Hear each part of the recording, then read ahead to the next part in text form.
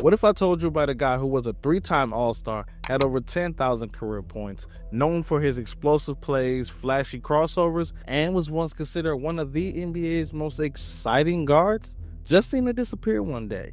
That's what happened to our guy, Steve Francis. One minute he was lighting up arenas as the franchise, and the next minute, he was almost forgotten.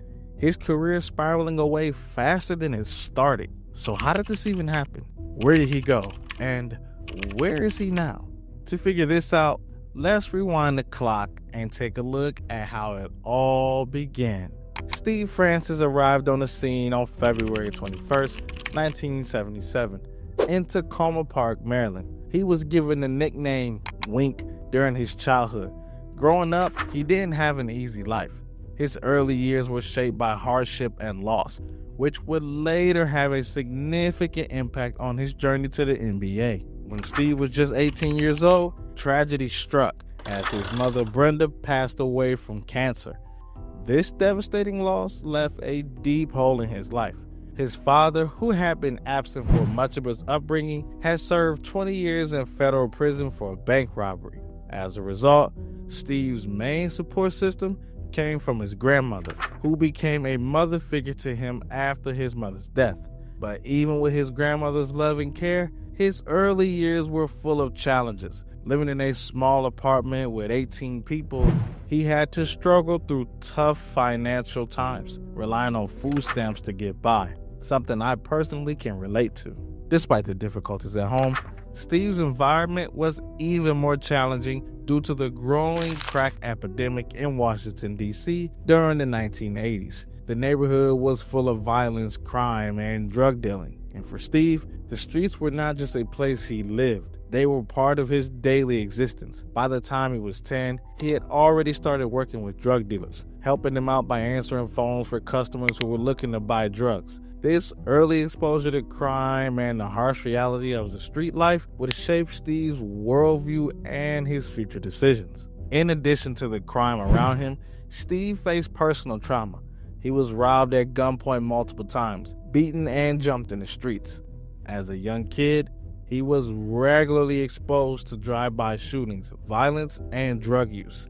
The neighborhood was filled with people, nurses, teachers, and even the mayor who had fallen victim to the crack epidemic. These were not just random strangers. These were everyday people, showing how deeply the epidemic had affected his community. Steve himself wasn't immune to these struggles either, having seen firsthand how the addiction and violence tore people apart. In fact, Steve would later reflect that the most terrifying aspect of his childhood was not the violence, but the widespread addiction, the people slumped over, the needles, and the look in the eyes of those trapped by the drugs. While Steve was trying to survive, he also held on to the one thing that gave him a sense of purpose: basketball. But even that was difficult to pursue. He attended 6 different high schools over the course of his education. The constant movement meant he didn't have a stable environment, and it wasn't easy for him to focus solely on schoolwork. By the time he was 18, after his mother passed away, Steve dropped out of high school. Without much stability, he couldn't focus on school or basketball. The loss of his mother hit him hard, and he fell deeper into the dangerous lifestyle he had been surrounded by for years. However, it wasn't the end for Steve. Despite the setbacks, he found strength to change course, and that's when basketball became his way out. During the time, Steve had turned his back on basketball. An AAU coach came into his life and provided him with the encouragement he needed to see a different path. This coach's words resonated with him, and they became a turning point. Steve began to consider that basketball could be his ticket out of the tough streets he had grown up in. It wasn't an easy decision, but he slowly realized that he had a chance to build a future for himself that didn't involve the dangers of the street life. Despite the challenges of his past, Steve's talent on the basketball court never went away. Even though he hadn't been playing consistently, he was still just naturally gifted. It didn't take long for him to get back into basketball, and soon after, he found an opportunity to play for San Jacinto College in Texas. This was a pivotal moment in his life. The coaches at San Jacinto College had noticed his raw talent while watching him play at an amateur athletic union tournament. the AAU. They reached out to him, offering him a chance to join the team. It wasn't an easy decision for Steve, but with the encouragement of his grandmother, he accepted the offer, got his GED, and made the move to Texas. At San Jacinto, Steve quickly made his mark. He led the team to an undefeated season and a spot in the National Junior College Tournament. His performance on the court helped elevate his status as one of the top junior college players in the country. After his successful stint at San Jacinto, Steve transferred to Allegheny College of Maryland in 1997. There, he replicated his success, leading the team to another undefeated season and another appearance in the national tournament. His performance at both junior colleges earned him national recognition and helped put him on the radar for major college basketball programs. Steve's time in junior college set the stage for his next big move, transferring to the University of Maryland in 1998. The University of Maryland had a strong basketball team, and the addition of Steve Francis made them an even more formidable team. The Terps were ranked number 5 in the preseason polls, and Steve's play immediately had an impact on the team. He became the starting shooting guard for Maryland and quickly showed why he was considered one of the top players in the country. In his first season at Maryland, Steve wasted no time making an impression. He scored 17 points in the season opener against Western Carolina and continued to be a dominant force throughout the year. The team's success helped elevate Maryland's national profile, and they gained attention after an impressive win against the number 5 ranked Stanford in the BB&T Classic.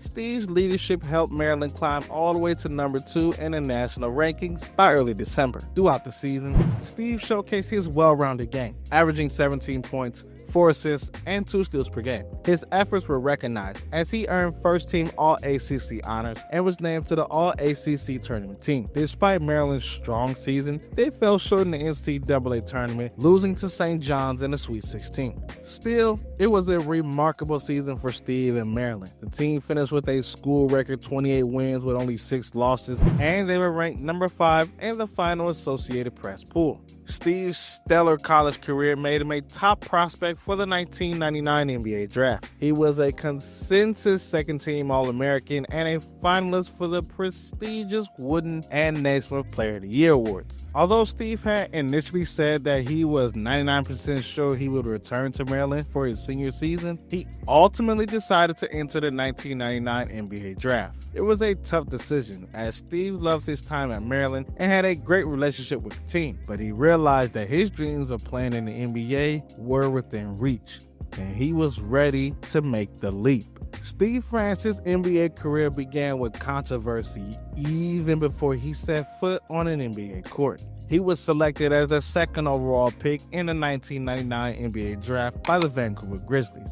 But from the very beginning, it was clear that Francis had no intention of playing for Vancouver. Before the draft, he had made it clear that he didn't want to go to the Canadian city, citing issues such as geographic distance from his home in Maryland, high taxes, limited endorsement opportunities, and just an overall unwillingness to play for a struggling franchise. His stance drew a lot of attention and criticism, and many saw him as arrogant or ungrateful. But for Francis, it was more about wanting to control his future.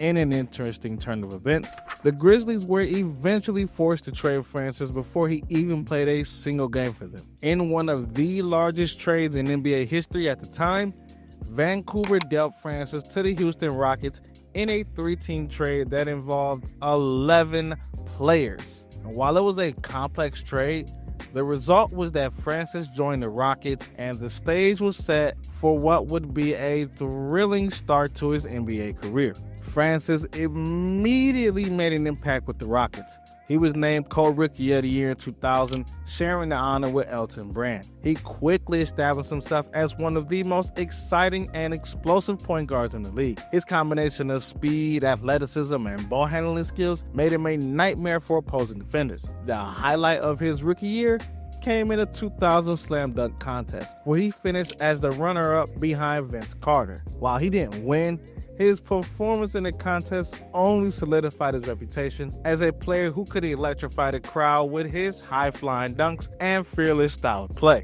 Throughout his first few seasons in Houston, Francis continued to improve. He became the centerpiece of the Rockets, leading them on offense and establishing himself as one of the league's premier point guards. Over the next 4 seasons, Francis averaged around 20 points, 6 assists, and 6 rebounds per game. His versatility on the court made him difficult to guard, as he could score from anywhere, facilitate for his teammates, and play with a level of intensity that captivated fans. In 2002, Francis was selected as an All-Star starter for the NBA All-Star Game, marking the first of 3 consecutive All-Star appearances. He was known for his flashy and explosive play, particularly his crossover and driving ability. But Francis wasn't just a scorer. He was a dynamic playmaker who was able to set up teammates for easy buckets while still being able to take over games when needed. His high-flying dunks and fearless drives to the basket earned him the nickname The Franchise, a title that reflected both his own court abilities and his status as the team's leader. One of the most memorable performances of his career came in 2003, when he scored a career-high 44 points in a game against the Los Angeles Lakers. The game was televised nationally, and Francis put on a show. He had everything working that night: his shooting, his passing, and his athleticism. It was a reminder of just how talented and dangerous he could be when he was at his best. However, despite his individual success, the Rockets had their struggles. The team missed the playoffs for several years, and this frustration began to take its toll on Francis. The Rockets made a major move to try to build a championship contender. They selected Yao Ming with the first overall pick in the NBA draft. Yao's arrival in Houston signaled a shift in the team's focus. And while Francis and Yao formed an exciting duo, it became clear that Francis wasn't completely happy with the change. Despite making another All-Star appearance in 2003, his relationship with then head coach Rudy Tomjanovich began to sour, and his frustrations with the team's direction grew. Tomjanovich was replaced by Jeff Van Gundy, and the new coach's style of play didn't mesh well with Francis. Van Gundy preferred a slower, more methodical offense focused around Yao Ming, and while Francis thrived in a more up-tempo, fast-break style of play. As the Rockets' focus shifted to Yao, Francis' numbers began to decline. In the 2003-2004 season, his stats dropped from the previous year, and his frustration with the system became evident. Despite being named an NBA All-Star for the 3rd consecutive time, Francis and the Rockets' relationship was strained. The Rockets had hoped the addition of Yao would push them to the next level, but the team still couldn't find consistent success. And it was clear that the direction of the franchise was changing, and Francis no longer fit into the plans. In 2004, he was traded to the Orlando Magic as part of a deal that brought Tracy McGrady to Houston. The trade to Orlando marked a new chapter in Francis' career, but it came with its own set of challenges. Initially, Francis was unhappy with the move. He had become attached to Houston and its fans, and he wasn't thrilled about joining a Magic team that was in the midst of a rebuild. Still, he adapted to his new surroundings, and for a while, things seemed to click. Orlando was in the process of building around their young star, some dude named Dwight Howard, and Francis was expected to be a leader on the court. In his first season with the Magic, Francis showed flashes of his old self, averaging 21 points, 5 rebounds, and 7 assists per game, proving that he had the skills to be one of the league's best guards. The Magic started strong that year, with Francis hitting several game-winning shots and showing that he still had the ability to take over a game when needed. However, as the season wore on, the Magic slumped and they missed the playoffs. When the Magic traded Francis' best friend Cuttino Mobley to the Sacramento Kings in the middle of the season, it seemed to affect his performance, and his relationship with the team began to deteriorate. In 2006, his second season with the Magic, things got even worse. Francis was suspended for 2 games by the team for conduct detrimental to the team. It became clear that his time in Orlando was nearing an end. The team was struggling, and his production began to dip. With the Magic rebuilding and trying to develop their young stars, Francis no longer fit into their long-term plans. In February of 2006, he was traded again, and this time to the New York Knicks. Francis' time with the New York Knicks was brief and largely forgettable. Traded to the Knicks in February of 2006, he joined a team that was going through its own rebuilding phase.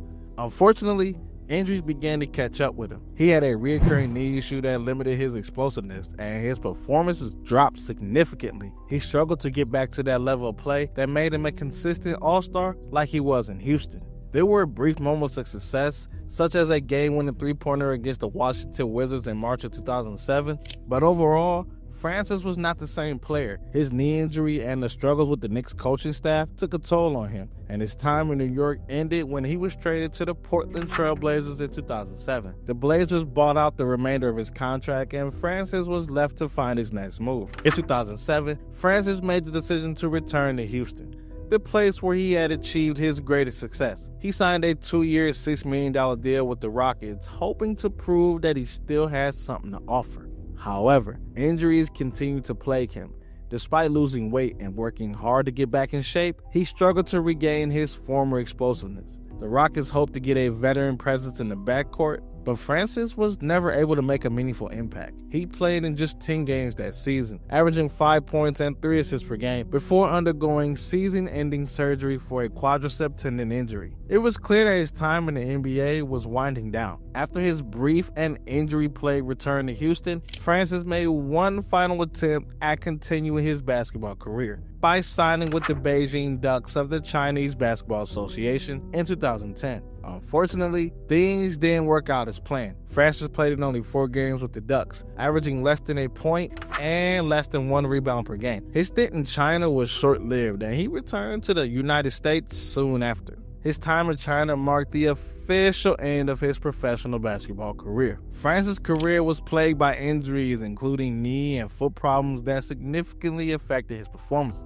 Once considered one of the most explosive guards in the league, his physical decline came too quickly. His game relied heavily on athleticism and was compromised by injuries. As a result, his playing style no longer had the same impact. The Rockets' shift in focus to Yao Ming, along with a change in coaching philosophy under Jeff Van Gundy, also contributed to his struggles. The team's offense was built around the big man, and Francis found himself relegated to a secondary role, which I personally believe was a mistake. Francis was at the peak of his powers, and Yao was a young big man still trying to navigate the giants of the NBA. But you really can't argue with how things worked out for the Rockets. Throughout his career, Francis was traded several times, moving from Houston to Orlando, then to New York, then to Portland, even though he never played for the Blazers, back to Houston, and then finally Memphis. Unfortunately, his time with the Grizzlies was short-lived. After being traded there in 2008, he was waived without even playing a single game and signaling the end of his NBA career at just 32 years old. After retiring from basketball, Steve Francis struggled to adjust to life without the game. His personal battles began to surface, with alcohol addiction and legal issues becoming significant problems. In 2016, he was arrested in Houston for driving under the influence and later faced a robbery charge in Florida. His struggles were compounded by the loss of his stepfather, which sent him further into a downward spiral.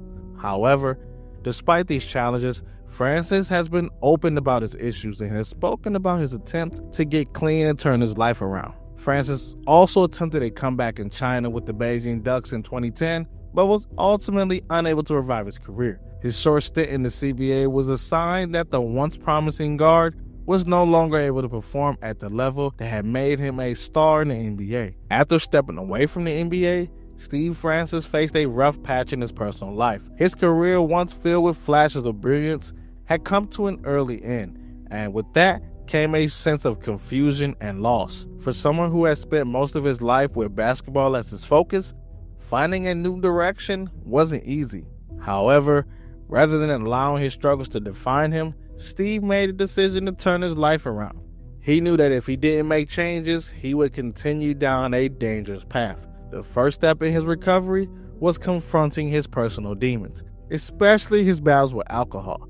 Francis recognized that his addiction was deeply affecting his mental health and physical health, and he made the choice to clean up, not just for his own sake, but to set a better example for his family and those around him. And that's the thing that we can sometimes forget. When we hurt, we're also hurting the people around us that love and care for us. Recovery was a difficult journey, but through therapy, personal reflection, and a commitment to improving himself, he began to take control of his life again. This wasn't a quick fix, but over time, he slowly built a new sense of purpose. Francis understood that a big part of his future was about finding new avenues to focus his energy and talents. With his athletic career behind him, he transitioned into entrepreneurship, applying the same drive and ambition that had propelled him on the basketball court to new ventures. One of his first moves was becoming involved in the TBL, the basketball league. He not only invested in the team, but took an active role in helping to grow the league. Through this, Steve found a way to stay close to the game he loved, but this time in a new capacity. Owning a team allowed him to still feel connected to basketball while supporting the next generation of players. But basketball wasn't the only thing that caught his interest. Francis also ventured into boxing promotions, where he used his platform and connections to help boost the sport. Additionally, he established a hip-hop record label, Maserati Music, tapping into his creative side and embracing another one of his passions. It was clear that he wasn't afraid to take a step outside of his comfort zone, and this entrepreneurial spirit showed that he was determined to rebuild his life one step at a time. Francis knew that his story could serve as an inspiration for others who were going through difficult times. His past wasn't something he was ashamed of, and instead, he chose to use it as a platform to give back to his community. He became active in supporting at-risk youth in his hometown of Washington, D.C., and in Houston. Through his Steve Francis Foundation, he worked to provide mentorship and opportunities for young people, showing them that no matter how tough life may get, there's always a way out. His foundation focused on guiding young athletes and giving them the resources and support they needed to succeed both on and off the court. Looking back on his career, Steve Francis is often remembered as one of the most electrifying players of his era. He had a rare combination of speed, skill, and athleticism that made him a constant highlight reel player. When he was at his best, there were a few who could match his energy and excitement.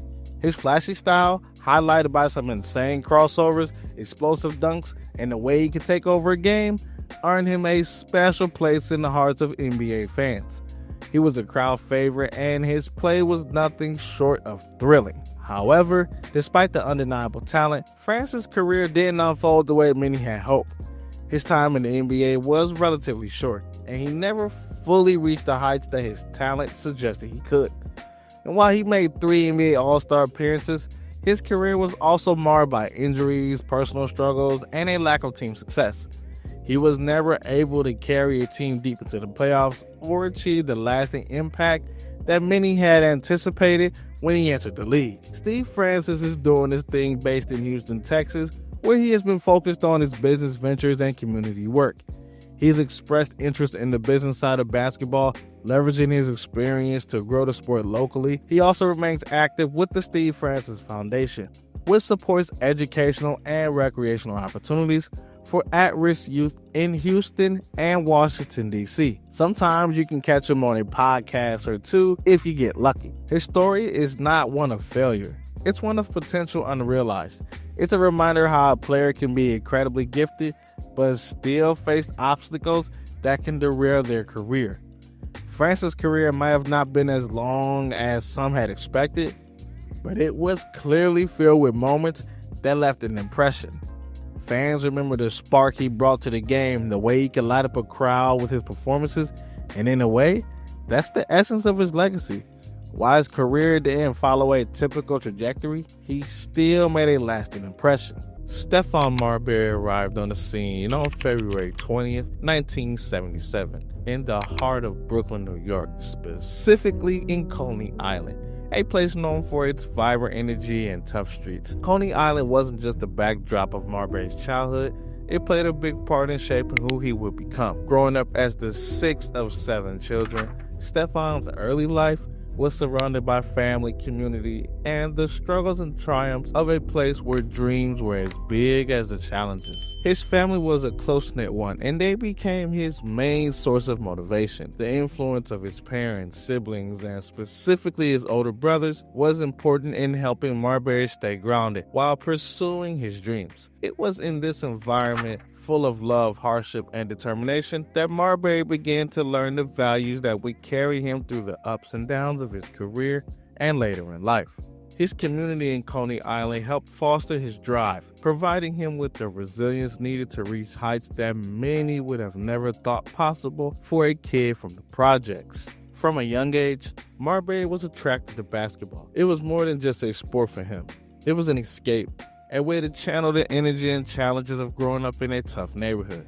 In his early years, Marbury attended PS 329, a school in his local area. Although this was just the beginning, it was here that his love for the game started to take shape. However, it was his time at Abraham Lincoln High School, a school known for producing talented basketball players, is when Marbury truly began to emerge as a top-tier prospect. At Abraham Lincoln High, Marbury's skills were undeniable. By his senior year, he had earned the prestigious title of New York State's Mr. Basketball, averaging an impressive 27 points, 8 assists, and 3 steals per game. Marbury had clearly established himself as one of the best high school players in the country. This recognition did not come easy, and it was a result of countless hours spent perfecting his craft on the courts of Brooklyn. But Marbury wasn't just known for his scoring ability. His leadership, basketball IQ, and the way he could run a team from the point guard position is what truly set him apart from others. Marbury's journey was not just limited to the high school basketball scene. He was also featured in Darcy Frey's book, The Last Shot, which provided a rare glimpse into the lives of talented young athletes navigating the pressures of high school basketball, academics, and the looming uncertainty of what the future held. This book painted a picture of Marbury as not just an athlete, but as a young man with aspirations beyond the court. In addition to his high school basketball career, Marbury played for the New York Gauchos, an AAU team that was one of the most respected in the country. His time with the Gauchos allowed him to compete against some of the best talent in the nation, raising his game even further and giving him invaluable experience in high-pressure situations. The Gauchos were instrumental in his development as a player, providing him with the opportunity to showcase his skills and gain exposure to college scouts, who would later help launch his professional career. By the time Marbury graduated from high school, he was not only recognized as one of the top basketball prospects in the country, but also a figure who was expected to achieve greatness on a national stage. His success on the court, combined with the dedication he showed to his craft, made him a standout talent that was simply hard to ignore. After his high school success, Marbury's next step was college basketball, where he would continue to make a name for himself. In 1995, Marbury was selected as a McDonald's All-American, a title that placed him alongside future NBA stars like Kevin Garnett, Paul Pierce, and Anton Jameson. It was clear that Marbury was destined for something special, and his recruiting process was closely watched by colleges across the nation. Marbury ultimately decided to commit to Georgia Tech, a decision that would mark the start of his path to the NBA. Georgia Tech, under the guidance of head coach Bobby Crimmins, provided Marbury with the platform to showcase his skills in a competitive environment. As a freshman, Marbury immediately took control of the team, playing in a lead role as the starting point guard. In one season at Georgia Tech, Marbury averaged 18 points and 4 assists per game. His performances were nothing short of spectacular, and he quickly became the focal point of the team's offense. Marbury's leadership and ability to control the game from the point guard position stood out, and his presence on the court was undeniable. He helped lead Georgia Tech to a 24-12 record, and although they were knocked out of the NCAA regional semifinals, Marbury's talents were now on full display, and Marbury's individual success didn't go unnoticed. He earned 13 All-American honors and was named to the All-ACC first team. Recognition of his stellar freshman season, and with such an impressive year under his belt, Marbury felt ready for the next step, the NBA. After just one season at Georgia Tech, he declared for the 1996 NBA draft, foregoing the remainder of his college eligibility. Marbury's journey to the NBA began in 1996 when he was selected with the 4th overall pick by the Milwaukee Bucks. However, his rights were quickly traded to the Minnesota Timberwolves, marking the start of his professional career. The Timberwolves were in need of a star player to help turn the team around, and Marbury's electrifying style of play made him the perfect fit. As a rookie, Marbury made an immediate impact on the league. he averaged 15 points and 7 assists per game, showing the world that he was more than capable of handling the pressures of the NBA. Marbury's court vision, combined with his ability to score, made him a valuable asset for the Timberwolves. In his first year, he was named to the 1997 All-Rookie team and helped lead Minnesota to their first playoff appearance in franchise history.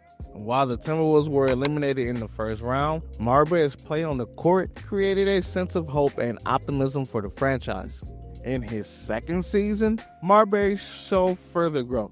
His ability to control the game combined with his scoring ability made him one of the most promising young players in the league. The Timberwolves returned to the playoffs in 1998, but once again, they were unable to advance past the first round. However, despite his success, Marbury grew increasingly dissatisfied with his situation in Minnesota. He felt that the team wasn't progressing fast enough and he was frustrated with his role on the team. During the lockout-shortened season in 1999, Marbury requested a trade, and the Timberwolves ultimately honored his wish, trading him to the New Jersey Nets. Marbury's move to the New Jersey Nets marked the beginning of a new chapter in his career. In New Jersey, Marbury quickly became the star player, leading the team's offense with his explosive scoring and playmaking ability. During his time with the Nets, Marbury blossomed into one of the league's top point guards, earning a spot on the 2000 All-NBA third team. He also made his first All-Star appearance in 2001, solidifying his reputation as one of the league's best. Marbury's performances were memorable, including a career-high 50-point game in a loss against the Los Angeles Lakers in 2001. Despite his individual accolades,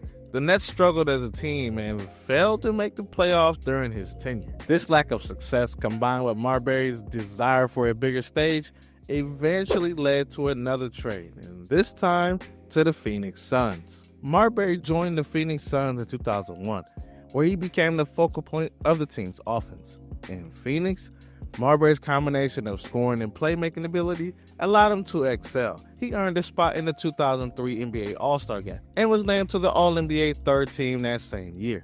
Marbury averaged 22 points and 8 assists per game and was instrumental in the Suns making the playoffs. However, just like in his previous stops, the Suns were eliminated in the first round. And despite his personal issues, Marbury once again found himself in a situation where team success was elusive. This frustration, combined with the team's struggles, led to yet another change of scenery.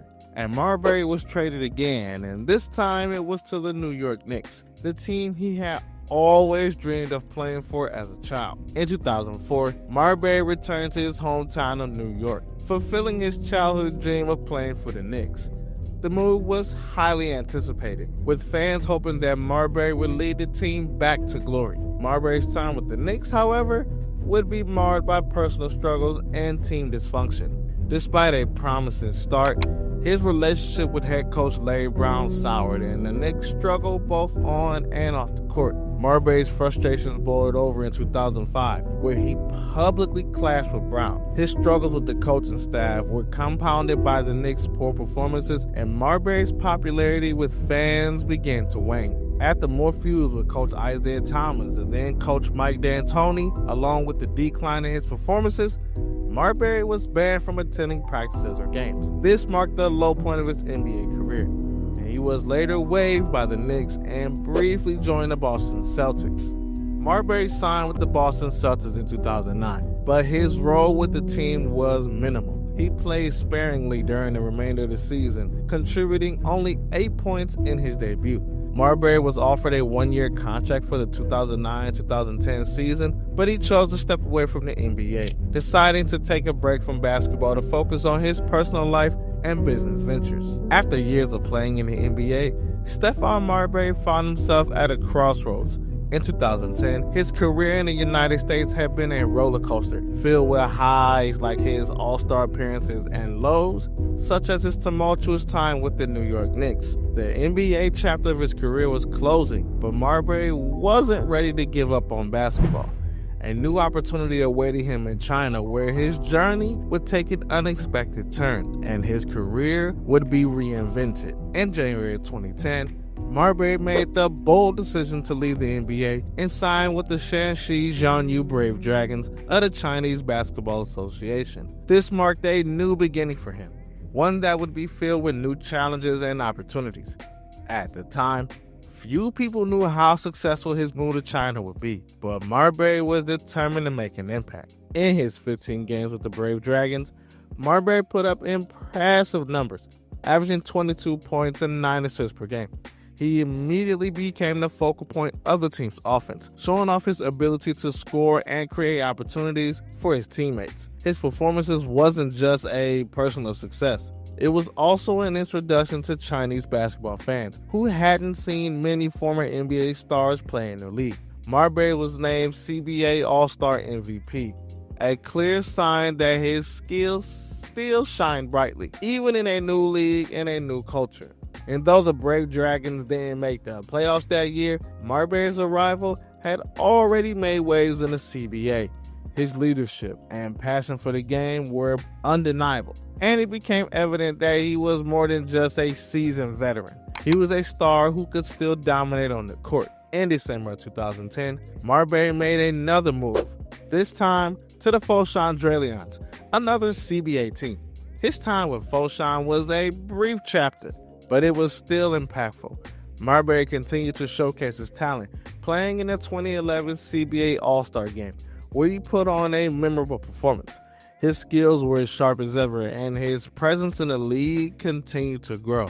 Unfortunately, his team did not qualify for the playoffs that season, but Marbury's experience set the stage for what would come next. While he was in the CBA, Marbury's reputation was growing, not just because of his play, but also due to the way he carried himself off the court. His time in China allowed him to become a mentor and a role model, something he hadn't always been able to achieve in the chaotic environments of the NBA. The Chinese fans were starting to take notice, and the basketball world was beginning to understand that Marbury's story was far from over.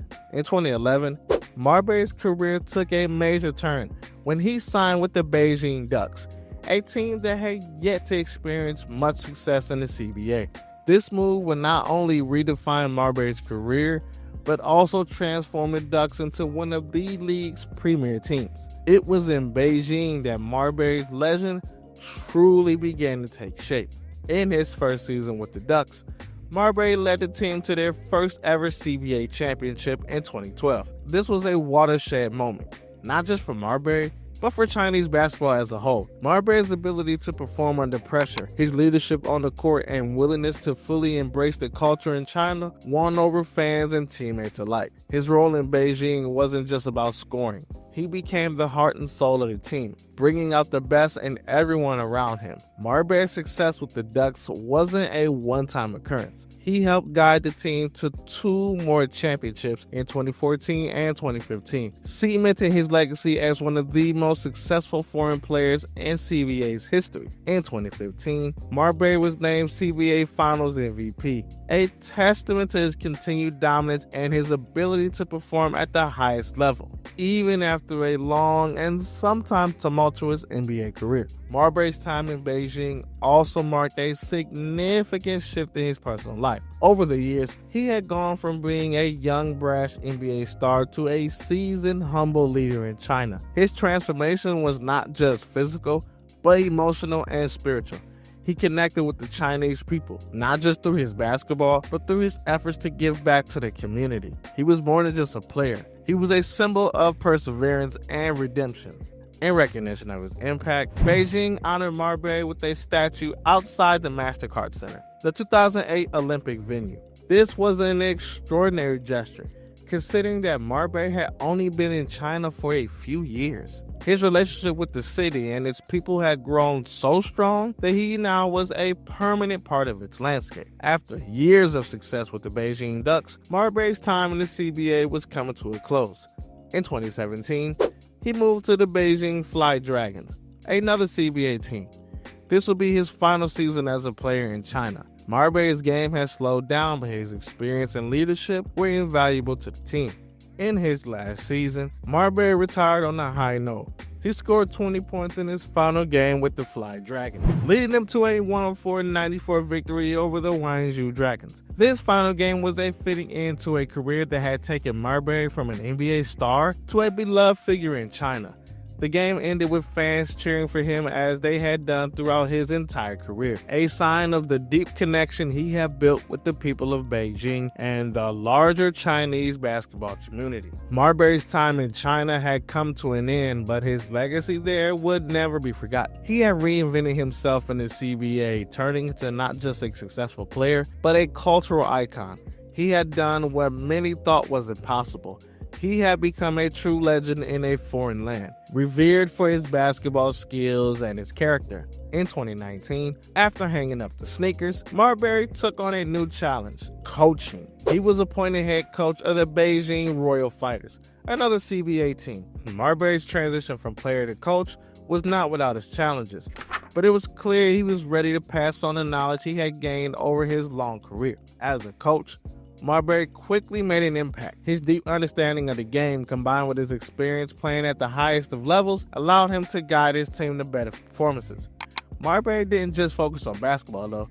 He worked to build a culture of teamwork, discipline, and respect. His time as a player in China is where he learned to embrace the local culture. It helped him connect with his players in a unique way. Under Marbury's leadership, the Royal Fighters began to improve, and his influence on the team became clear. Just as he had done as a player, Marbury became a mentor and a leader, shaping the next generation of Chinese basketball players. His coaching career, though still in its early stages, showed great promise, and it was clear that Marbury was as dedicated to helping others succeed as he had been to his own success. Off the court, Marbury's life was eventful as his basketball career. He has a brother who also played basketball professionally, but in Venezuela. Marbury is also cousins with former NBA player Sebastian Telfair and Jamil Thomas. Family has always been important to Marbury, and his strong ties to them have been a consistent part of his journey. Marbury got married in 2002. However, after many years, he was divorced in 2023. Despite the end of his marriage, Marbury remained a dedicated father to his children. In 2025, Marbury married Chinese singer Wang Yuling, further cementing his ties to the country that had become his second home. Throughout his career, Marbury encountered some personal challenges that attracted media attention. He was arrested in jail in Arizona for driving under the influence, a situation that garnered negative headlines. Additionally, in 2007, Marbury was involved in a sexual harassment lawsuit after admitting to an affair with a Knicks intern. These legal issues added to the drama surrounding his career, but Marbury managed to keep pushing forward. Stephon Marbury's influence goes beyond the basketball court. Throughout his career, he has been deeply involved in various charitable endeavors. One of his earliest significant donations was $250,000 to the victims of the September 11 attack. The tragedy profoundly affected him, and Marbury's response showed his sense of responsibility to give back during times of crisis. In 2005, Marbury made another important contribution, donating between $500,000 and $1 million to help victims of Hurricane Katrina. This was one of the most devastating natural disasters in U.S. history, and Marbury's efforts were aimed at providing relief and support to those who had lost everything. He used his platform and resources to support communities in desperate need. Marbury's commitment to his hometown of New York was also evident in 2007 when he donated $4 million to the city. His donation was spread across several essential public services, including the NYPD, FDNY, EMT, and a teacher's fund. Marbury's connection to New York was deep, and this generous donation was his way of giving back to the city that helped shape his journey. During the COVID-19 pandemic, Marbury continued to help, recognizing the strain on the healthcare workers. He worked to donate millions of masks to New York City's frontline workers. This swift action demonstrated his ongoing commitment to helping others, even during a global health crisis. In China, Marbury was named one of Beijing's top 10 model citizens in 2014. His influence in the country went beyond basketball. His involvement in local communities made him a beloved figure, respected for his contributions to society. This recognition highlighted how Marbury had embraced China and its people as part of his extended family. Outside of basketball, Marbury has also made a mark in the world of fashion and business. His most famous business venture was the creation of the Starbury brand, in collaboration with Stephen Barry's. Marbury launched a line of affordable shoes aiming to make stylish basketball sneakers accessible to everyone. The shoes, priced at just $14.98, were a revolutionary concept in a world where sneakers often cost hundreds of dollars. Marbury's goal was to give kids, especially those from lower income families, the opportunity to have quality shoes without breaking the bank. Even after Stephen Barry's filed for bankruptcy, Marbury continued his vision by launching Starbury.com, where he could directly sell his shoes and other products. This move allowed him to expand his brand, offering an affordable line of sports gear to people across the world. Marbury also expressed interest in expanding the Big Baller brand into China, leveraging his popularity in the country to help the brand grow internally. Marbury's influence in popular culture extends beyond basketball and business. He was a cover athlete and featured in the video game NBA Ballers, which allowed players to control real-life NBA stars. Marbury's inclusion in the game solidified his place as a household name in the early 2000s. Additionally, Marbury was mentioned in the 1998 film He Got Game, where his name was used to highlight the rich basketball talent emerging from New York City, particularly Brooklyn. Marbury also made an appearance in Big Pun's music video for the song What You Gonna Do.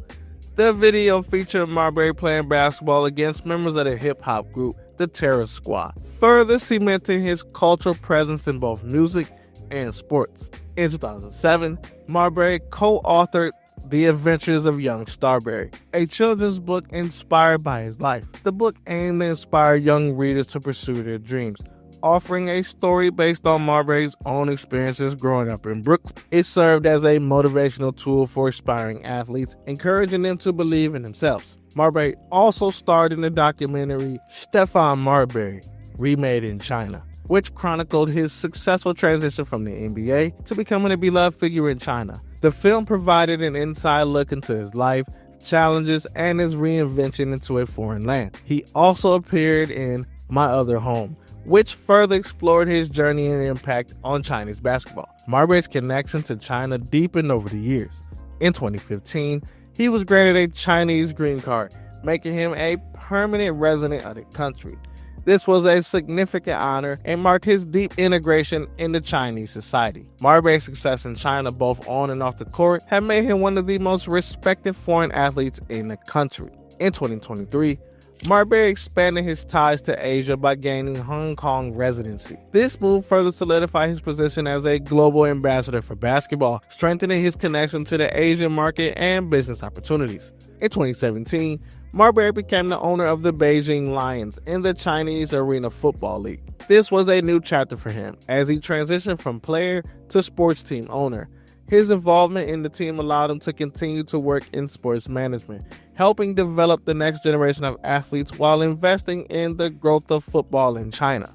One of Marbury's most groundbreaking moves came in 2009 when he hosted a 24-hour live stream. During this live stream, he answered questions from fans, shared personal stories, and even discussed his struggles with depression. The event was a huge success, with millions of viewers tuning in. Marbury's willingness to open up about his mental issues was groundbreaking at the time, as athletes rarely discuss such personal topics publicly. His actions helped break down the stigma surrounding mental health in sports. Marbury's live stream was ahead of his time, paving the way for future athletes to use digital platforms to connect with fans. He recognized the potential of live streaming as a business tool in sports, allowing athletes to build direct relationships with their audience while also engaging in real time. Marbury's use of his technology showed his foresight in the evolving landscape of sports entertainment. As of today, you can catch Marbury in the front row of Knicks games cheering on his hometown team with some of the Knicks legends, among other things. Stephon Marbury's legacy is more than just basketball. Through his philanthropy, business venture, cultural impact, and pioneering efforts in live streaming, he has established himself as a transformative figure in sports and beyond. His journey from NBA star to cultural icon in China is a testament to his resilience and ability to reinvent himself. Marbury's story continues to inspire and influence people around the world, showing that success is about more than what happens on the court. It's about the difference you make off of it. Did you know there was an NBA player who had the talent to change the game? A player who could drive past defenders, make ridiculous passes, and even dunk over the best of them. A guy who, despite battling constant injuries, still managed to become one of the most exciting and skilled point guards of his generation. I'm talking about Baron Davis, a two-time All-Star and one of the most explosive point guards to ever step foot on the court. Baron Davis was known for his amazing combination of power, speed, and skill. His insane performances, including leading the Warriors to one of the biggest playoff upsets in NBA history, have made him a legend in his own right. But how did Baron Davis get to this level? What made him one of the most unstoppable forces during his time? To understand that, we got to go back to his roots, specifically June 13th, 1979, the day he arrived on the scene in Los Angeles, California. Baron grew up in South Central Los Angeles, an area often associated with significant challenges. His early years were far from easy, shaped by struggles that many kids face in tough neighborhoods. One of the biggest hurdles he faced was the absence of his parents. Not having his parents left a gap in his life that could have easily derailed his future. But Davis found strength in his grandmother, Leela Nicholson, who stepped in as his guardian and provided him with the support he desperately needed. Leela was instrumental in shaping Baron's future. She recognized early on that sports could be a way for her grandson to escape the harsh realities of their environment. Baron's passion for basketball grew quickly, and it became more than just a game for him. It was a way out. His grandmother's encouragement and belief in his potential pushed him to pursue the sport seriously. And despite the challenges that came with growing up in such an environment, Baron channeled his energy into basketball, finding both an outlet and a path forward. During his early years, basketball and academics became his twin pillars. Baron wasn't just a standout athlete. He was also focused on getting a good education. This balance between sport and school helped him excel and open doors that many in his neighborhood might not have had access to. Basketball was his way of navigating through a rough childhood, and school was his means of building a future. His grandmother's influence on his life gave him a sense of stability and determination. The value of both education and sports was ingrained in him from an early age, and he would carry these lessons with him as his career progressed. Baron's basketball journey began on the streets of South Central, where he honed his skills playing in local pickup games. These outdoor courts are where many young players learn the game, and Baron was no different. He played relentlessly, developing the speed, agility, and skill that would eventually set him apart from others. But as he grew older and his talents became more evident, he needed a better environment to continue growing as a player and a person. And that's when his grandmother encouraged him to attend Crossroads School, a private school in Santa Monica. The reason was to help him get a better education and to distance himself from the dangers of his neighborhood. Crossroads was a prestigious school, and it provided Baron with a fresh start. It was here that he really started to develop into one of the top basketball recruits in the country. His move to Crossroads was a game changer, allowing him to focus on his development in a safer and more structured environment. By the time he reached his junior year, Baron had grown significantly and his game had matured. He stood out, but not just for his height, but also for his skill level, speed, and basketball IQ. It was clear that he had the potential to be something special.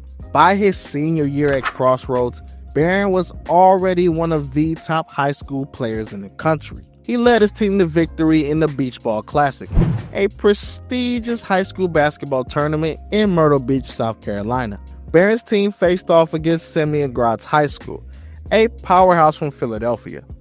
With Baron leading the way, they managed to win the championship in a thrilling one-point victory. Baron's performances in the tournament was so impressive that he earned the MVP honors and a spot on the all-tournament team. This victory has solidified his reputation as a rising star in high school basketball. Not only was Baron successful on the court, but he also earned several prestigious accolades during his high school career. He was named Gatorade National Player of the Year in 1997, a significant achievement that recognized him as the best high school player in the country. He also earned a spot on the Parade All-American team. further cementing his place among the nation's elite players. His success in high school didn't stop there. He was also selected to play in the McDonald's All-American Game, an annual event showcasing the best high school talent in the country. The game was held in Colorado Springs and featured future NBA stars like Elton Brand, Shane Battier, Larry Hughes, and Ron Artest, making it a critical moment in Barron's journey to the pros. After dominating in high school, Barron had his pick of colleges. Schools like Kansas, Duke, and Georgia Tech all vied for his talents. But Barron chose UCLA, and one of the main reasons for his decision was the proximity of his home. UCLA offered him the opportunity to play in front of his family and friends, and it also provided him with the stage to prove himself on the national level. While this decision was ultimately a personal one, it didn't come without controversy, of course. During his recruiting process, Barron was involved in a minor NCAA investigation. It was discovered that he had been given a 1991 Chevy Blazer by his sister, who was employed at UCLA. The car had been purchased by his sister from the son of UCLA's then men's basketball coach, Jim Herrick.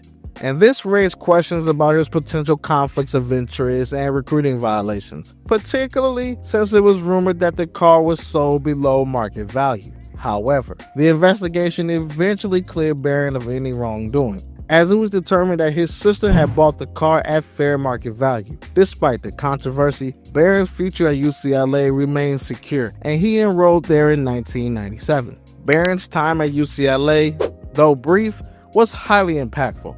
In his freshman year, he showed flashes of his immense potential. However, his first season was also marked by a significant injury. During the NCAA tournament, he tore his ACL while coming down from a dunk. This injury could have been a major setback, but Barron was determined to bounce back.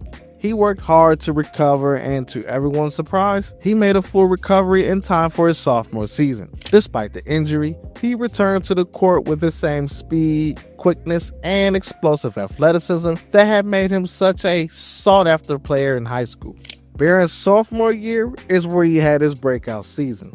He played with a renewed sense of purpose and earned third-team All-American honors. He averaged 13 points and 5 assists per game, showing that he was more than ready for the next level. His ability to come back strong after such a devastating injury was a testament to his work ethic and resilience. By the end of the season, Barron knew it was time to take the next step in his career, so he declared for the 1999 NBA draft, leaving behind an impactful 2-year career at UCLA. Though he didn't win a national championship with the Bruins, Barron's time at UCLA helped him develop the skills and mentality needed to succeed in the NBA. His growth as a player during his brief college career had laid the foundation for what would become a successful yet injury-riddled professional basketball journey. He has shown that he could overcome adversity and that quality would serve him well as he made his leap to the next level. Baron Davis entered the NBA in 1999 when he was drafted as the 3rd overall pick by the Charlotte Hornets.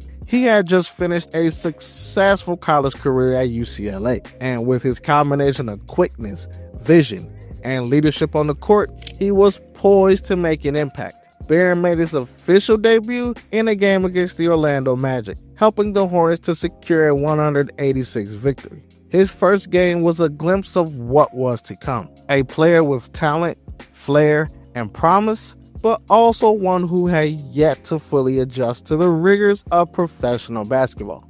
His rookie season, though not extraordinary, set the foundation for the rest of his career. As a backup point guard behind Eddie Jones and David Wesley, Davis averaged 5 points, 3 assists, and 2 rebounds per game. And though these numbers weren't earth-shattering, they showed glimpses of his potential. The Hornets made it to the playoffs in his rookie season, but were swept in the first round by the Philadelphia 76ers. Still, the experience of playoff basketball helped Davis learn what it took to compete at the highest level. By his second season in the 2000-2001 season, Baron Davis started all 82 games and began to make a name for himself as one of the rising stars in the league. He averaged 13 points, 7 assists, and 2 steals per game. This season was a breakout year for Barron as he started to find his rhythm in the NBA, showcasing his abilities as a playmaker and scorer. His scoring, passing, and defense were a perfect blend for the point guard position, and his playmaking skills helped the Hornets make a return to the playoffs. While the Hornets did not advance beyond the second round that year, Davis' growth was evident, and he was quickly emerging as one of the best young point guards in the league. In 2002, Barron's hard work paid off when he made his first All-Star appearance. He was selected to replace an injured Vince Carter, which was a big moment for Davis, who had worked so hard to prove his worth in the league. At the time, he was one of the most dynamic players in the NBA, combining skill and athleticism with a fiery competitive spirit. Davis also made his mark with some memorable moments, such as making the longest shot in NBA history at the time, an 89-foot heave against the Milwaukee Bucks during a game in 2001. These type of plays and his showmanship earned him recognition as not just a great player, but also as an entertainer on the court. Barron's time with the Hornets, however, wasn't without its ups and downs. Although his individual performances were impressive, the team's overall success was limited. He struggled with injuries, which would become a theme throughout his career, and often found himself playing through pain. Despite these setbacks, Barron's time in Charlotte helped lay the foundation for the rest of his career, and by the time the team had relocated to New Orleans in 2002, Davis was already one of the NBA's most promising players. The Hornets' move to New Orleans in 2002 brought a new set of challenges for Barron.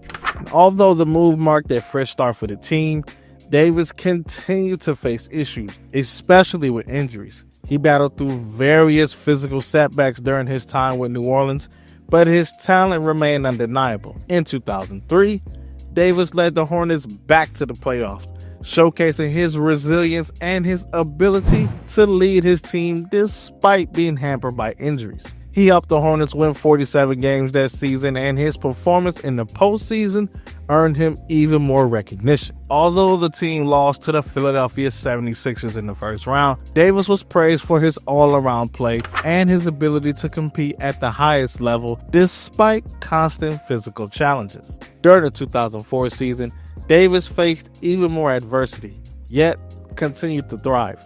His body was constantly battered by various injuries, but he led the league in steals that season and earned his second All-Star selection. His leadership was key to the Hornets' success as he averaged 22 points, 7 assists, and 4 rebounds per game. Davis' ability to impact the game on both ends of the floor, especially as a defender, helped him solidify his reputation as one of the top point guards in the league. His 2004 campaign was arguably the best of his career up to that point, as he not only dominated offensively, but also proved to be one of the league's most disruptive defenders. In 2004, Barron also earned All-NBA Third Team honors, a recognition that further highlighted his skill and versatility. He had become a force to be reckoned with, capable of scoring at will, setting up teammates, and locking down opposing players. His ability to disrupt passing lanes and create steals was literally unmatched at the time, and he became one of the best two-way point guards in the NBA.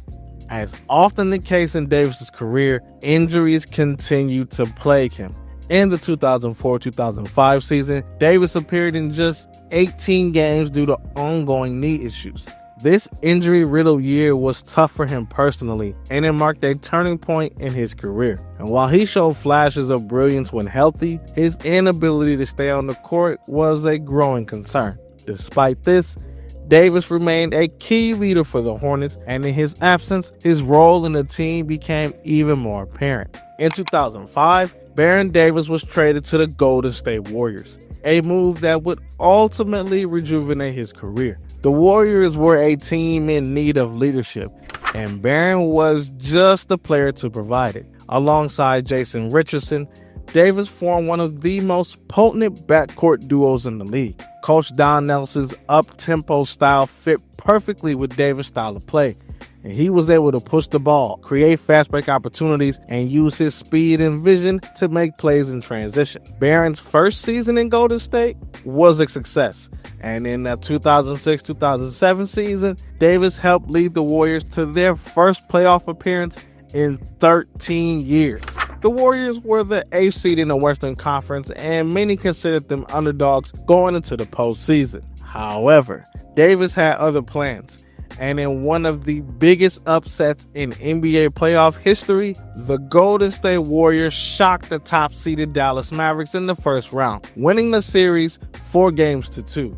Baron Davis played a pivotal role in the series, averaging 25 points, 6 assists, and 2 steals per game. And he delivered some of the most unforgettable moments, including a memorable buzzer-beating three-pointer and a spectacular dunk over Andrei Kirilenko. Despite Davis' brilliance, the Warriors were eliminated in the second round by the Utah Jazz, but his playoff performance solidified his reputation as a clutch performer. His ability to elevate his game in big moments earned him respect across the league, and his leadership was a key factor in the Warriors' historic playoff run. Baron's performance in the 2000 playoffs was one of the most memorable in recent NBA history, and it cemented his place as one of the most exciting players of his era. It was one of those times where if you didn't see it live, you will not be able to understand it.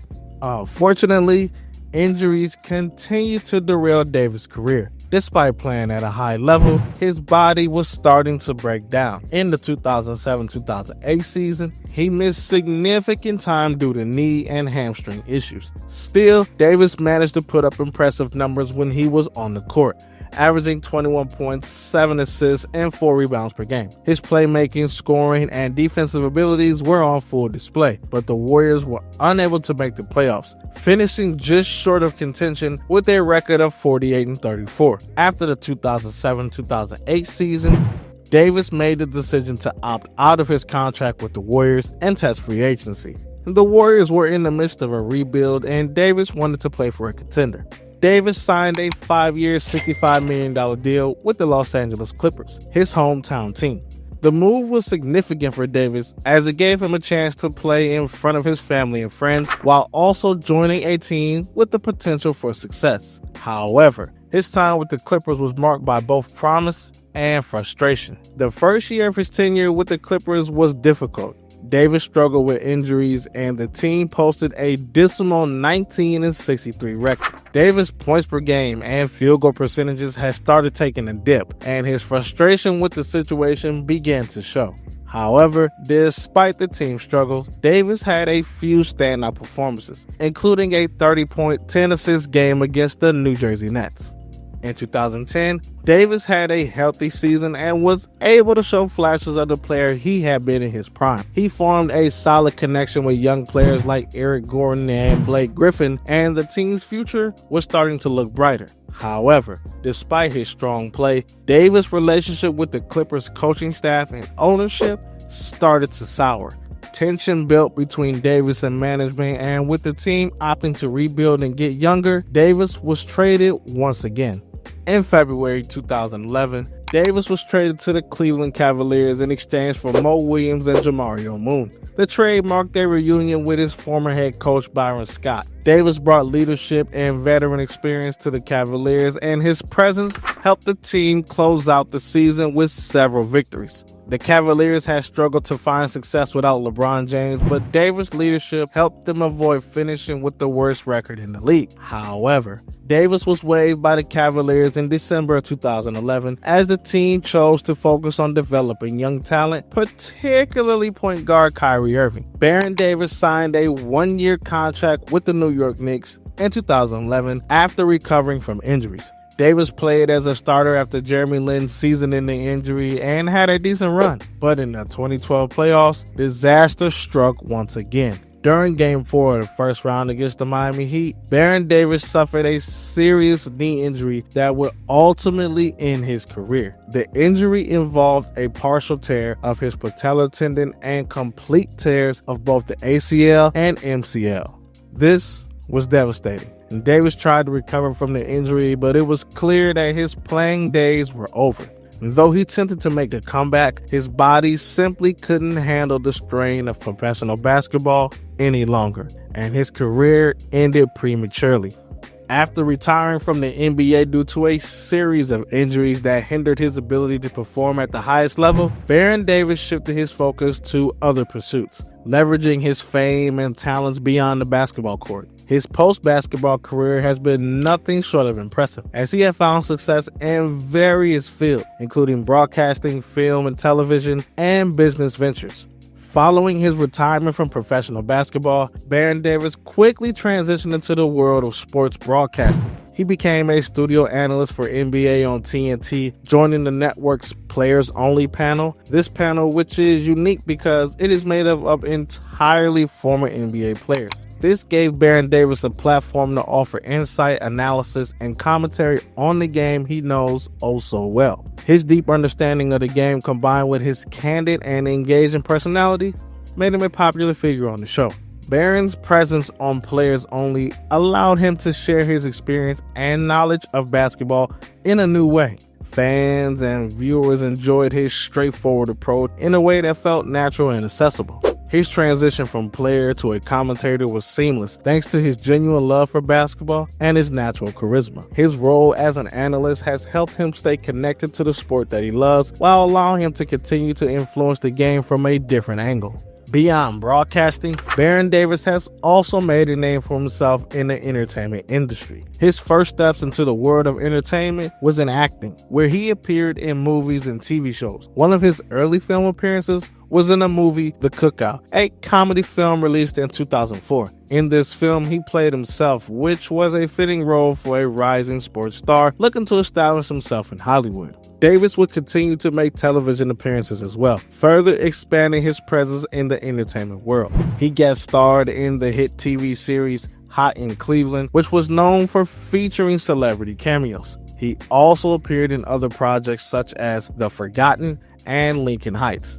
These roles help establish Baron as a versatile personality, not just as an athlete, but also as a likable, down-to-earth actor with a natural ability to entertain. In 2019, he served as an executive producer for the film Senior Love Triangle, a project that reflected his desire to create and contribute to the world of entertainment in more meaningful ways. His work in both acting and production highlights his passion for exploring creative outlets and his commitment to success outside of the game of basketball. While his career in the entertainment industry grew, Baron Davis didn't shy away from business opportunities. In 2012, he co-founded a gaming company called Five Balloons Interactive. The company specialized in creating mobile games for devices like the iPhone, iPad, and iPod Touch. One of the company's first projects was a game called Getting Buckets, which reflected Davis' love for the game to the core. And although the company did not achieve massive mainstream success, it marked Davis' foray into the tech world and showed his ability to transition into the business realm. Baron also created a company called the Black Santa Company, aimed at promoting African American stories and figures. The company sold various products from shirts and beanies to Christmas ornaments. This initiative was part of Davis' broader effort to give back to his community and promote positive stories within the African American culture. Through this business, Davis was able to celebrate African American history while also creating a brand that resonated with people who value diversity and representation in the marketplace. Davis expanded his entrepreneurial endeavors further by joining the advisory board of the Tinley Beverage Company and investing in Metropolis Technologies. His involvement in these ventures demonstrated his keen business acumen and ability to make smart investments outside of the basketball world. Davis has made it clear that he is more than just a former athlete. He is someone with a deep interest in business and entrepreneurship, and he has used his platform to explore these new avenues. Off the court, Baron Davis' personal life has been marked by both family and relationships. In 2014, he married Isabella Brewster, a former agent at Creative Artists Agency, the CAA. Isabella, the sister of actress Jordana Brewster, and Barron had 2 children together. Their relationship was well publicized and it seemed like they had built a strong family life. However, the couple has separated in 2017 and Barron later dated actress Laura Dern, though their relationship also came to an end. Despite his public relationships, Barron has always kept a relatively low profile when it comes to his personal life. He has been more focused on his professional endeavors, both in business and entertainment, as well as giving back to his community. Through his various projects, Barron has showed that his life outside of basketball is just as important to him as his time in the NBA. In addition to his professional pursuits, Davis has also been involved in various charitable activities. Throughout his career, he was known for his community work, particularly in Los Angeles where he grew up. He used his platform to support youth programs, especially those that focused on sports and education. His commitment to making a positive impact on young people's lives continues today as he actively seeks ways to contribute to causes he cares about. Baron Davis' legacy is undeniable. Despite dealing with injuries throughout his career, he was able to achieve significant success and become one of the most exciting point guards of his generation. Davis' combination of size, speed, and athleticism made him a unique player, and he had a knack for making plays that few others could. His vision on the court allowed him to see plays unfold before they even happened, making him a constant threat both as a scorer and a facilitator. Although he didn't achieve the ultimate team success that many expected from him, such as winning an NBA championship, his individual contributions to the game are still highly regarded. Davis was one of the most electrifying players in the league, known for his flashy passes, quick steals, and clutch performances. His time with the Golden State Warriors, especially during their 2007 playoff run, remains one of the most memorable chapters of his entire career.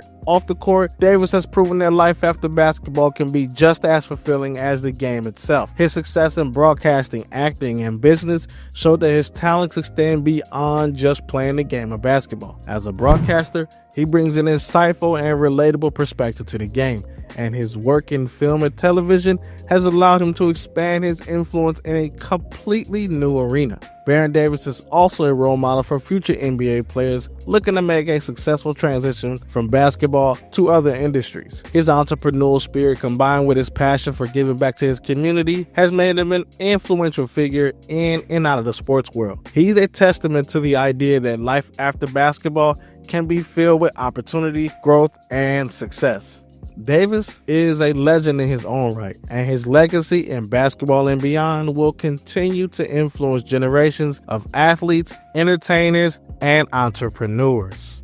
What if I told you there was a guy who scored over 14,000 points in his NBA career, made 2 All-Star teams, led the league in threes during his prime, and helped take his team to the NBA Finals, yet barely anyone talks about him today? What if I told you this same guy helped redefine what it meant to be a power forward in the modern game, won an NBA championship with one of the greatest teams ever assembled, and once dropped 50 points in a regular season game? That's what happened to our guy Rashard Lewis, who is a quiet superstar who made noise on the court, then faded from the spotlight almost as quickly as he entered it. One day he was at the top of the NBA world, raining threes and breaking defenses, and the next, he was barely a name in conversation. So what happened to Rashard Lewis? How did someone so talented just disappear? Where did he go? And what is he up to now? Rashard Lewis' greatness didn't start in the NBA. On August 8th, 1979, he arrived on the scene in Pineville, Louisiana, a small town with not much spotlight.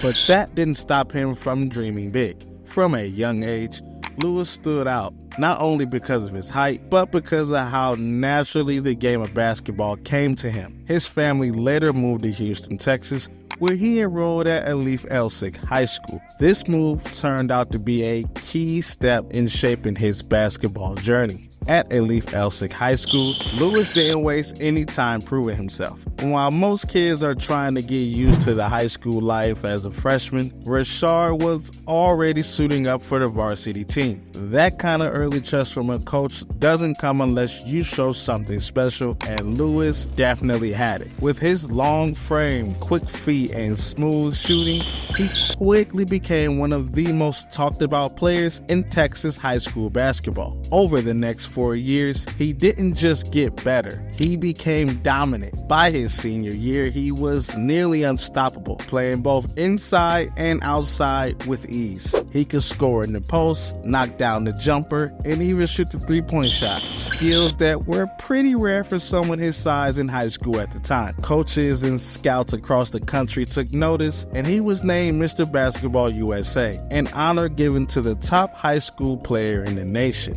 He also earned Texas Mr. Basketball and was selected to the McDonald's All-American team, playing alongside some of the best young talents in the country. Despite all the hype, Rashard kept his head down and stayed focused on the game. Colleges kept calling like Florida State, Kansas, and Houston. They were all interested in signing him, but Rashard had other ideas.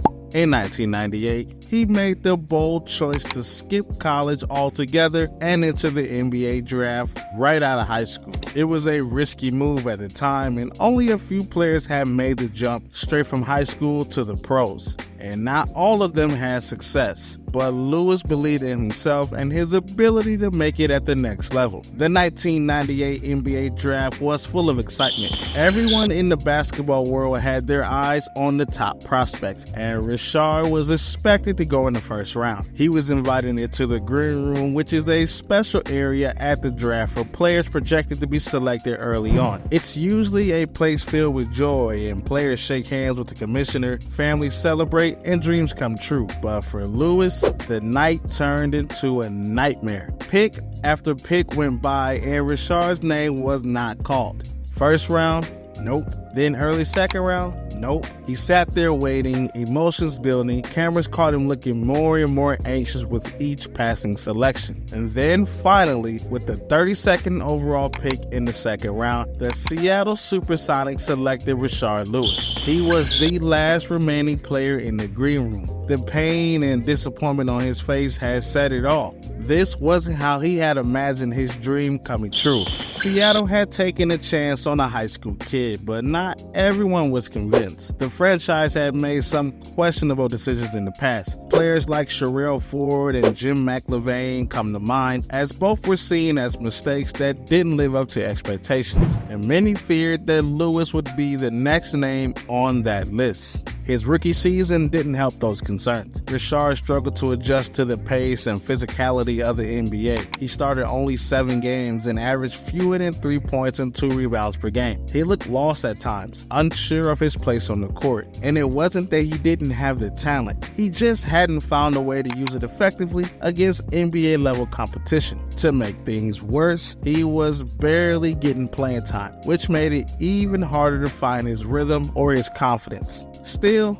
Lewis didn't complain. He didn't point the finger or make excuses. Instead, he put in the work. He practiced hard, studied the game, and waited for his opportunity. What most people didn't see was the quiet determination that drove him. Rashard knew that one bad year wouldn't define his career. He had taken a big risk by skipping college, and he was determined to prove that it wasn't a mistake. Behind the scenes, the Sonics coaching staff also saw something in Lewis that wasn't showing up in the box scores. His size, his shooting ability, and his attitude all pointed to someone who could eventually become a reliable player, if not more. It was just going to take time. Rashard wasn't your typical rookie. He wasn't flashy and he didn't demand the spotlight, but he worked hard and stayed patient. And slowly, things began to change. Over the next few seasons, Rashard Lewis would start turning heads, not because of hype, but because of performance. The kid who sat forgotten in the green room was about to start writing a new story.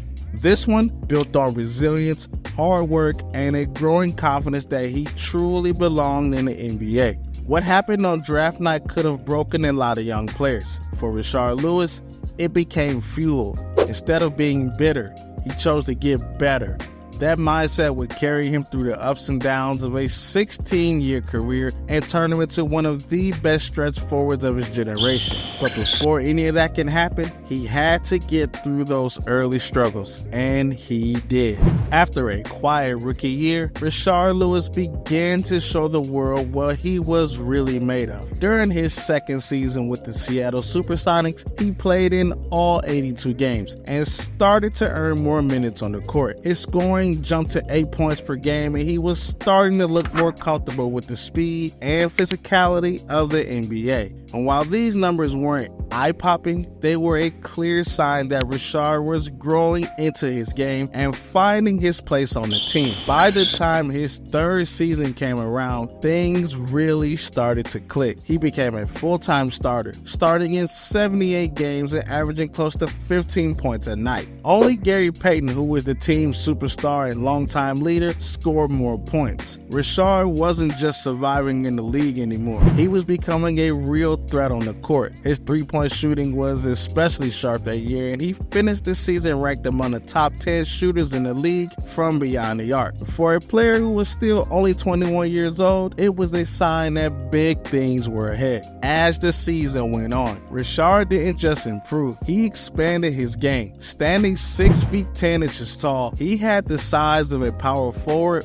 but the skills of a guard. That mix made him a matchup nightmare. If a smaller defender tried to guard him, he would just take him to the post and use his height to score with the soft turnaround jumpers or quick hooks. If a bigger, slower defender was on him, he'd face up, pump fake, and blow right by him with a quick first step. His footwork near the baseline became one of the most underrated tools. He didn't rely on fancy moves. He just knew how to use angles, timing, and his long arms to get his shot off whenever he felt like it. One part of his game that stood out was how dangerous he could be from the mid-range. He had some seasons where his efficiency from just inside the paint was excellent, but there were also times when his shooting from those spots became inconsistent. Still, when Rashard got hot, especially in those areas, he could be almost impossible to stop. And when the defense started to tighten up, he could just step outside and knock down the three. A major turning point came in the 2002-2003 season. That year, Seattle made a huge trade, sending Gary Payton to the Milwaukee Bucks and bringing back a sharpshooter named Ray Allen. It was a big change for the team and for Rashard. With Payton gone, the Sonics needed someone to step up and take more of the scoring load. And Rashard was ready. He and Allen quickly became one of the league's most exciting duos. They both had silky smooth jumpers and they fed off each other's energy and attention. Defenders couldn't just focus on one of them because the other one could literally light it up. Over the next few seasons, from 2003 to 2007, both Lewis and Allen raised their games to another level. Rashard's points per game average jumped past 20 points for 3 straight seasons. He wasn't just a solid player anymore, he was a star. He could shoot, slash, post up, and space the floor in ways that very few forwards could do. And Ray Allen might have been the flashier name, but Rashard Lewis was just as important to the Sonics' success. In the 2004-2005 season, both players were named All-Stars, and the team won 52 games, making it back to the playoffs. It was the best season the Sonics had seen since the days of Sean Kemp and Gary Payton. One reason Seattle was so good that year was because of their three-point shooting. They led the league in attempts and makes, and Rashard was a huge part of that. His corner three became one of the most deadliest shots in the league, thanks to the attention that Ray Allen drew. Rashard often found himself wide open in those spots, and he made opponents pay. The Sonics' offense was built around spreading the floor, moving the ball, and shooting from deep, something that's common today but was way ahead of its time back then. But after a strong 2004-2005 season, things started to go downhill for Seattle. Injuries,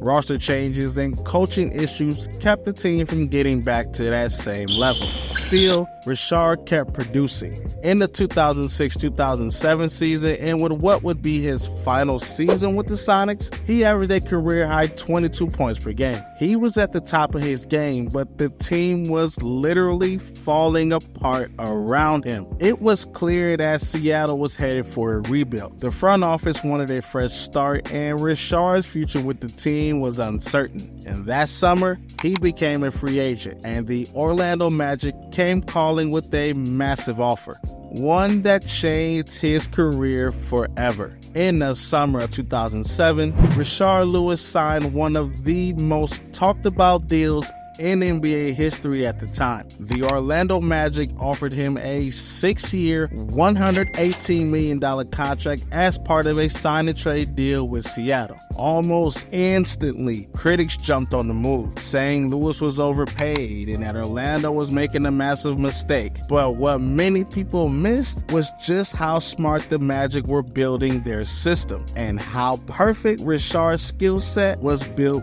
for it. Under head coach Stan Van Gundy, the Magic were building around Dwight Howard, a dominant center who drew double teams in the paint. The plan was to surround him with shooters who could stretch the floor, making it harder for defenses to help down low. That's where Lewis came in. He shifted from small forward to power forward, a bold move at the time. Most power forwards weren't used to guarding players out on the perimeter, and Rashard took full advantage in his first season with Orlando. Rashard hit 226 three-pointers while shooting 40% from deep. He fit into the offense perfectly as a spot-up shooter and a floor spacer. He still had the skills to score in other ways, but his role had changed. The team didn't need him to be the main guy anymore.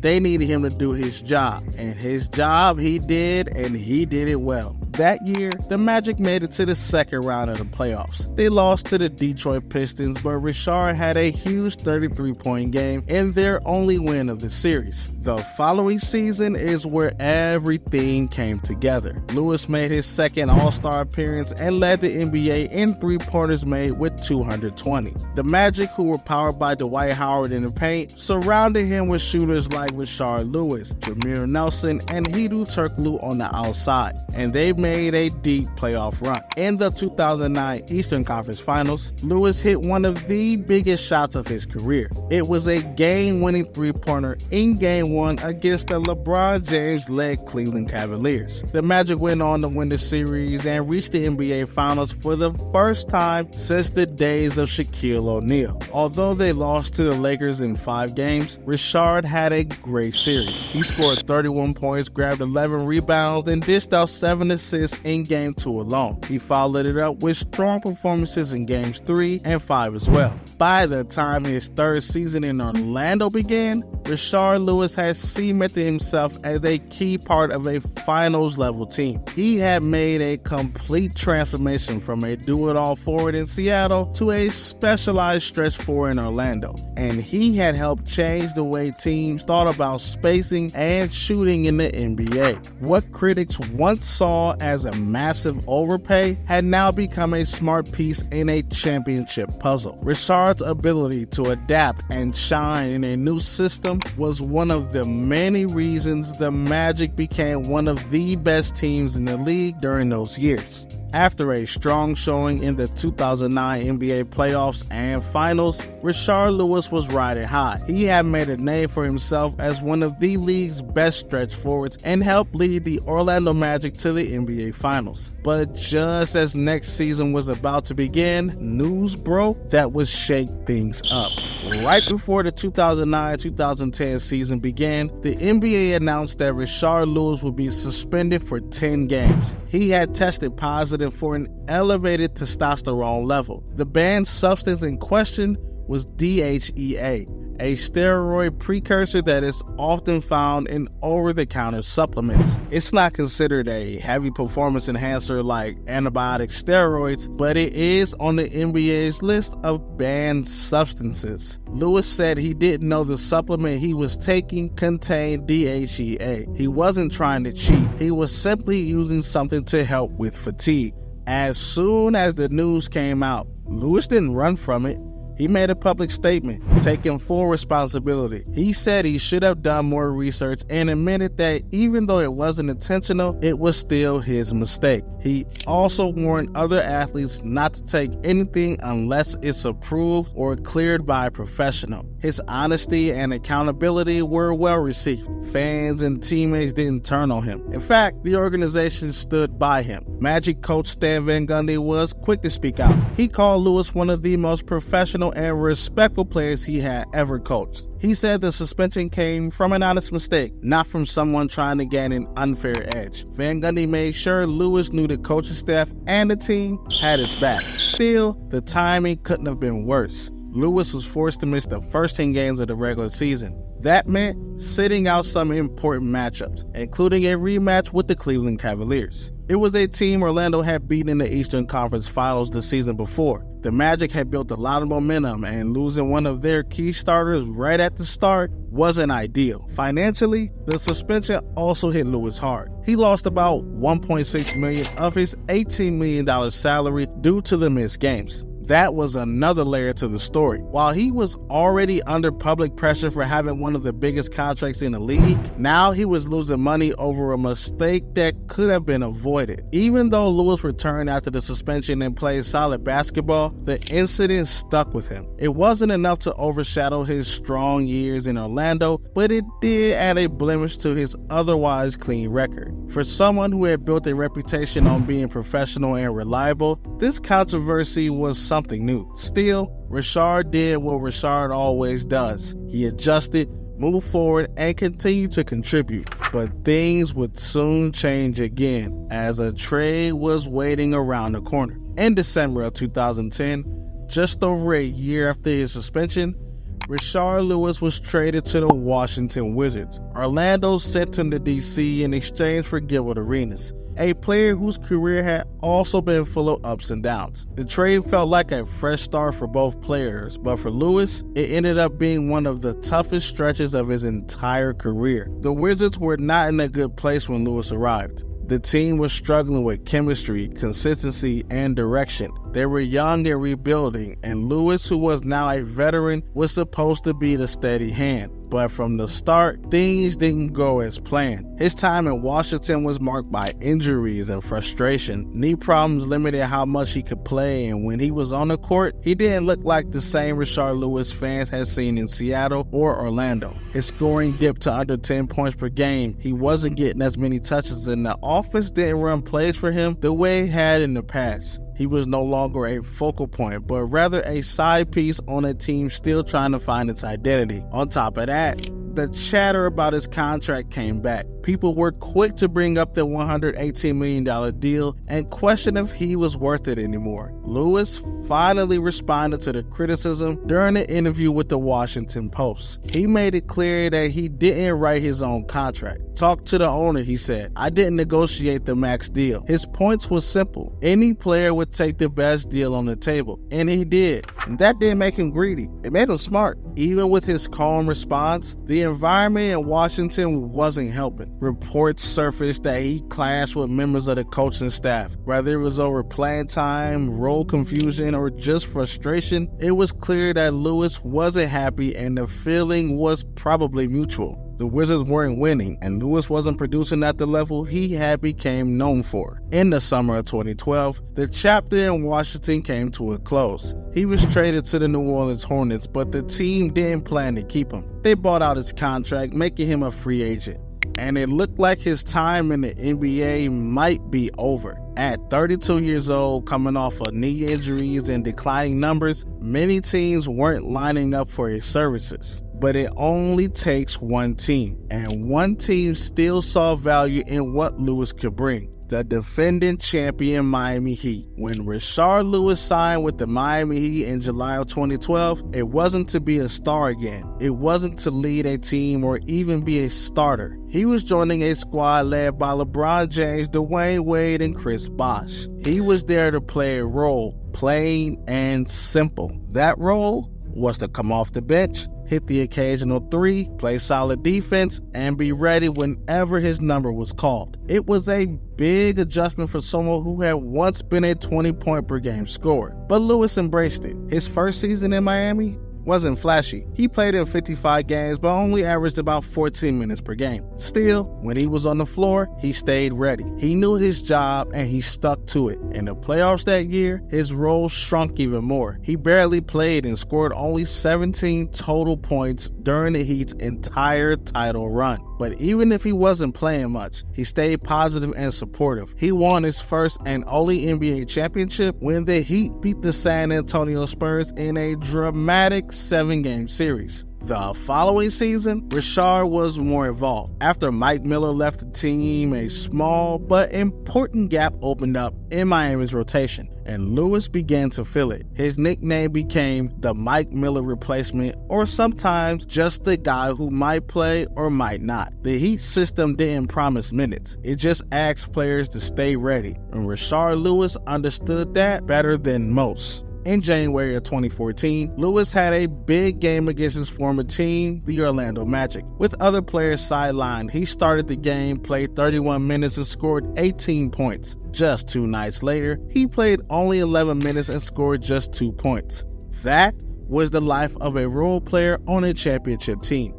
You never knew what the next game would bring. But Rashard's biggest contributions that season came in the 2014 Eastern Conference Finals against the Indiana Pacers. In games 5 and 6, he stepped into the starting lineup and delivered. He scored 18 points in one game and 13 in the next, playing great defense and hitting clutch shots when the Heat needed them. It was like watching a flashback. Rashard Lewis, the veteran, showing he could still rise to the occasion. The Heat went on to face the Spurs again in the finals, and this time they lost in 5 games. That series marked Lewis' final appearance in the NBA. He had gone from a forgotten second-round pick to an NBA All-Star, then from a role player to an NBA champion. In his final years, Lewis proved that what made him special wasn't just the points he scored, it was his attitude, his professionalism, and his ability to change, grow, and do whatever the team needed. Whether it was scoring 30 points or 3 points, he gave it his all. That's what set Lewis apart, and that's why he lasted 16 years in the league. After finishing his time with the Miami Heat and playing a small but valuable role on a finals team, Rashard Lewis was still not ready to call it quits. In July of 2014, he signed a deal with the Dallas Mavericks. It seemed like the perfect setup. Dallas was looking for veteran experience in outside shooting, and Lewis, though older, could still stretch the floor and bring calm leadership to a playoff-bound team. Fans were hopeful that even in a limited role, he could bring something special to the Mavericks roster. But things didn't go as planned. Just days after signing the contract, the deal was canceled. During his routine physical exam with the team, doctors discovered that Lewis had an issue with his right knee that would require surgery. The Mavericks decided not to move forward, and just like that, Lewis' time with the team was over before it even began. The injury raised some serious questions about whether he'd be able to play at a high level ever again.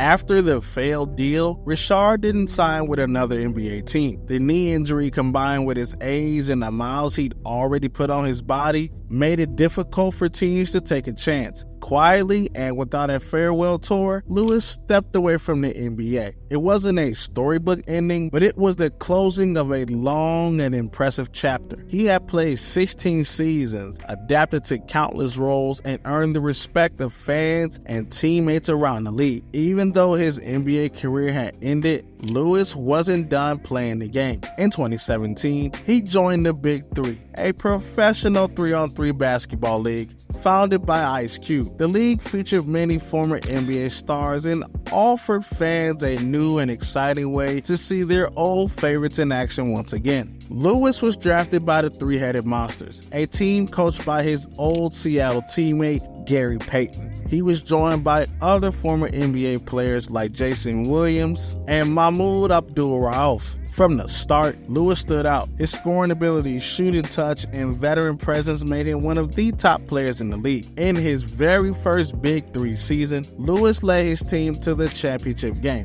Though they lost to Trilogy, his performance was so strong that he was named the league's MVP. At age 38, Lewis was still competing at a high level and having fun doing it. His shooting and leadership helped make the three-headed monster one of the top teams in the league. He continued to play for the team for several more seasons, staying active in the Big Three until 2023. For fans, it was a treat to watch Lewis still do what he loved, draining threes, making smart plays, and playing with a calm confidence that always defined his game. These days, though, you can catch Rashard Lewis on the bench of the Detroit Pistons as he serves as a player development coach. Rashard Lewis may not be the flashiest name from his era, but his legacy in the NBA is secure. Over his 16-year career, he scored more than 15,500 points, grabbed over 5,400 rebounds, and recorded more than 1,100 steals. He did it all while adapting to different teams, coaches, and roles. On the court, Lewis was ahead of his time. As a tall forward who could shoot the rock the way he could, he helped redefine what the power forward position meant. Before stretch fours became popular, Lewis was already playing the role by spacing the floor, hitting threes, and forcing big men to guard outside the paint. In many ways, he was the blueprint for the modern NBA forward. But what really made Rashard stand out was his professionalism. He wasn't the loudest player or the most talked about star, but he always did his job. Whether it was a second scoring option in Seattle or a spot-up shooter off the bench in Miami, he stayed focused on helping his team win. Coaches trusted him, teammates respected him, and fans appreciated his game. He never tried to be more than what his team needed. That mindset allowed him to stay in the league for nearly 2 decades and win a championship along the way. He may not have gone out with fireworks, but Rashard Lewis left the game with something even better, and that's respect. For any young player dreaming of a long basketball career, his story is literally the perfect example of how knowing your role and playing it well can take you a long, long way.